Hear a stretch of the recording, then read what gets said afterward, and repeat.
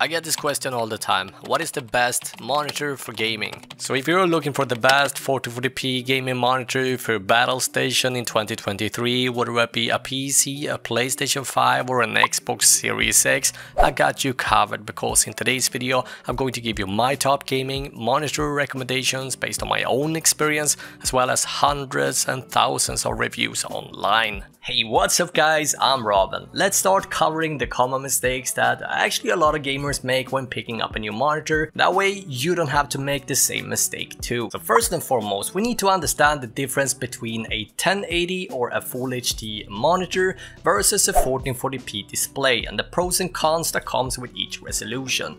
Now, most modern graphics cards nowadays can actually handle pretty much all games at 1080p at very high graphics, but even a lot of popular games, including the latest installment of Call of Duty, Fortnite, Apex and Valorant, actually runs incredibly well even at 1440p, even on budget GPUs such as the $200 RX 6600. Anyway, a solid 1440p display starts at around $250. Anything below that, I would typically recommend focusing on 1080p monitors, which nowadays you can actually pick up an incredibly fast and high quality monitor for just $150. Now, I recently reviewed the 24G Tube, which still to this day is a phenomenal 1080p monitor that works for all types of games, including competitive gaming, thanks to 144Hz. Now, as a general rule of thumb, with a total budget below $150 or perhaps even up to $200, you're looking at a solid high refresh rate 1080p monitor. Budgets below $300 gives you an incredibly good high refresh rate 1440p monitor, and you can get an awesome 4K monitor for just around $500 or more. But what you need to know before you even decide which monitor to get is whether you have a fast enough gaming PC to keep up with the display. And it mostly comes down to what kind of graphics card you have. Again, I made plenty of videos covering the best 1080 and 1440p gaming GPU that you can check out on the channel, showing you detailed benchmarks so you know exactly what kind of performance you need and what to expect with each GPU. 1440p has now become the entry-level standard thanks to the fact that you can get a really good display such as the X27Q, for example, from HP, or the M27Q from Gigabyte for just under $300, and this was unheard of just a few years ago. So when it comes to 1440p resolution, there are mainly three different so-called aspect ratios you guys need to keep track of. So we got 16:9, also known as HD widescreen, 21:9 aka ultrawide, and 32:9 also known as super ultrawide. Which one you should pick depends on what games you play. If you're a PC gamer, your GPU actually support all three different monitors, while if you're on a PS5 or an Xbox Series X, wider aspect ratios are not supported and you should stick to 16:9, which, yeah, by the way, is the most common one and typically going to work best for most gamers out there, regardless of the games you play. 32:9 offers a wider and much more immersive experience and can work fantastic in simulation and racing type of games. However, ultrawide can also really suck if you play a lot of first-person shooters, as important information such as your map and other important metric move out to the side of the screen, which means that your eyes will gonna have to move around a lot more. Now, an ultrawide monitor also uses 35% more pixels than a standard widescreen monitor. That means that your GPU needs to work 35% harder. Now, before picking your monitor, you also need to understand what refresh rate means. Now, basically, this is just a number telling you how many frames per second or FPS the monitor is actually able to show every single second. Now, monitor manufacturers uses a metric called Hertz to communicate this information, and it is very important that you pick up a display with at least 120 Hz or more to get the best possible gaming experience. That all being said, there are monitors actually offering up to 240 Hz or even more, however that is overkill for most typical gamers. To get the ultimate gaming experience, in my opinion, I recommend aiming for 144 to 165 Hz, which also gives you the best price to performance. This number is just showing you what the monitor is able to display in terms of FPS, but whether your gaming PC can output that many frames per second, again, comes down to how powerful your graphics card is. Now, as a general rule of thumb, to be able to game at 1440p high refresh rate, I recommend at least an Nvidia RTX 3060 Ti or a 2060 Super or better. For Team Red, I recommend at least a 6650 XT,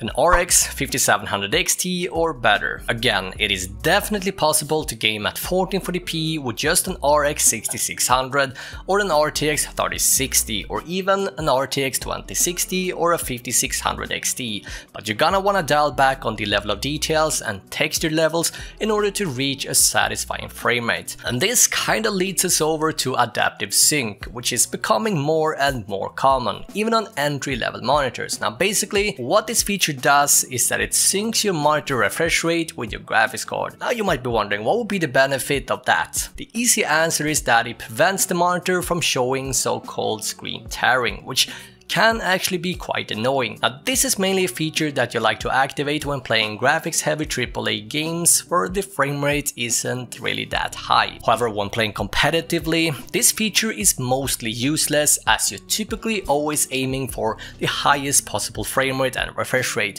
eliminating any kind of visible screen tearing. Furthermore, both AMD and Nvidia have their own technologies. There's G-Sync and FreeSync. Regardless whether you have an AMD or an Nvidia based GPUs, you're gonna be able to use the technology regardless, as AMD FreeSync basically comes with all gaming based monitors nowadays, and it works on Nvidia GPUs as well. A common question I get all the time is what type of panel type you should pick, and there are mainly 4 types of panel types to be aware of, but there's really only 2 that you need to keep track of right now, and that is IPS and VA, and possibly also OLED. And generally speaking, if you are interested in a curved display, the choice is simple, as VA or vertical alignment is the only option available. All flat panels can be either a VA or an IPS. Now, as a rule of thumb, VAs typically offers better contrast and black uniformity than IPS, but IPS on the other hand offers better viewing angles and color reproduction. Now, whether you should pick a flat display or a curved display really comes down to personal preference. I have actually played around with both, and based on my experience, I would only consider a curved display together with an ultra-wide aspect ratio to really get that immersive experience. However, since I do play competitive from time to time, I tend to always come back to my flat IPS. Response time simply means the time it takes for one pixel to flip from one color to another and then back to its original state. Now, typically brands call this either GTG or gray to gray or MRPT, which stands for motion picture response time, and it is listed in milliseconds. Now, brands usually don't present this number correctly, which leads to a lot of confusion. We don't have to worry too much about this, as I'm gonna make sure to give you the most accurate number based on real reviews once we take a look at my recommendations, which we're gonna do right now. Alright, so let's start taking a look at the best value 1440p monitor, and I'm not gonna waste anyone's time here. If you're just here looking for a banger of a 1440p monitor, this is it. The price is also, by the way, all-time low for this particular model. So what are we looking at?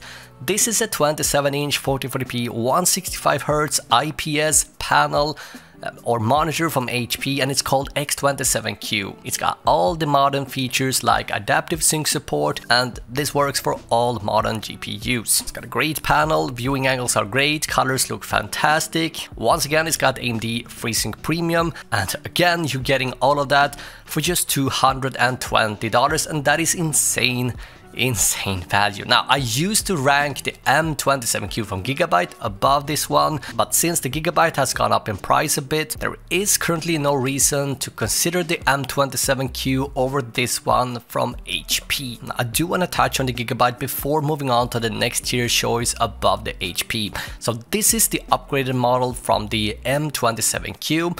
This one has a similar panel like the one we saw from HP, so still brilliant colors and refresh rate, but it uses a different subpixel layout called BGR instead of the more common RGB subpixel layout we find on the HP. So what does this actually mean? BGR does have an effect on text clarity in a negative way, and that is important to have in mind. Now, what the Gigabyte has that the HP doesn't have is the KVM switch, which basically allow you to use the same keyboard and mouse with multiple devices. Right now, however, this monitor is a little bit pricey. If we take a look at the price history, we see that this one has been selling for $279, and at one point it actually went as low as $259.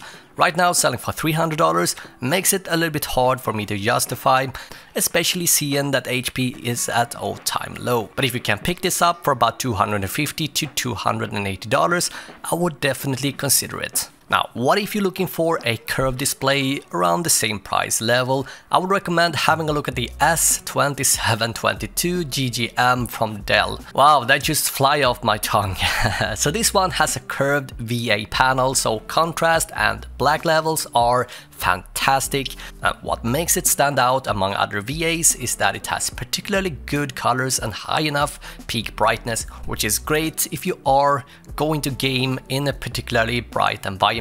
Reviewers are reporting excellent response time and low input lag as well. Currently, this one is selling for under $300, and if we take a look at the price history, we see that it usually sells for $279, and so I would definitely wait a bit and grab it at this particular price. Now, the upgrade choice for people that want 1440p 165Hz but better image quality, I would recommend taking a look at the MSI Optics Mag 274 QRF-QD, which right now is selling for a whopping $350, and this is, my friends, a steal, let me tell you. Once again, we are looking at a 165Hz panel, fantastic colors, reviewers are reporting insanely quick response time and low input lag. If you cannot seem to find the MSI, I would also consider the 27 GP850 as well as the bigger brother 32 GP850 from LG. Now, both models offers excellent picture quality with virtually no motion blur thanks to fantastic backlight strobing.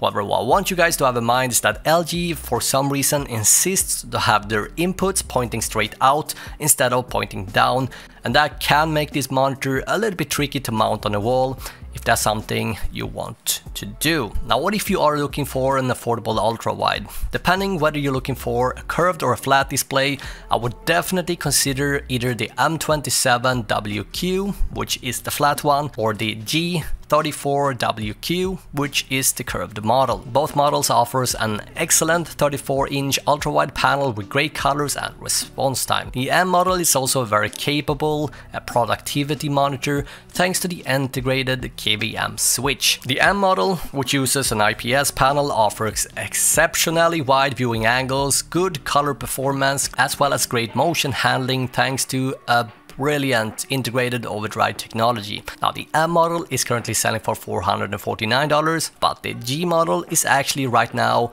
$100 cheaper, and the difference here is that the G model is curved and has a VA panel, and so contrast as well as black levels are fantastic. What is important to have in mind is that the G model does not come with the KVM switch, and so that is important to have in mind. Overall, if you are looking to get into ultra-wide on a budget, this is definitely it. Now lastly, if you're looking for the ultimate 1440p gaming experience, you want to tap into something called HDR. And the best 1440p HDR enabled monitor right now is the Alienware AW3423DW. Now this is the first ever OLED based monitor for gamers, and you can currently get it for about $1,280.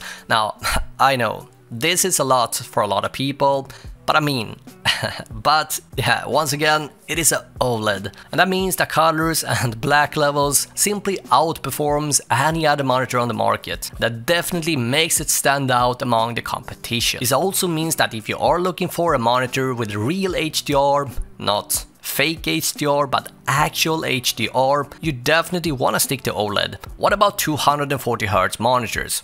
Right now, the hype doesn't seem to be there, but if you are one of those looking for a killer 240Hz monitor, I would definitely keep an eye on the Odyssey G7 as well as the XG27 AQM from Asus. Now, to be able to game on these monitors without slow FPS or lag, you're gonna need a good graphics card. Therefore, I highly recommend having a look at my latest GPU bias guide right now.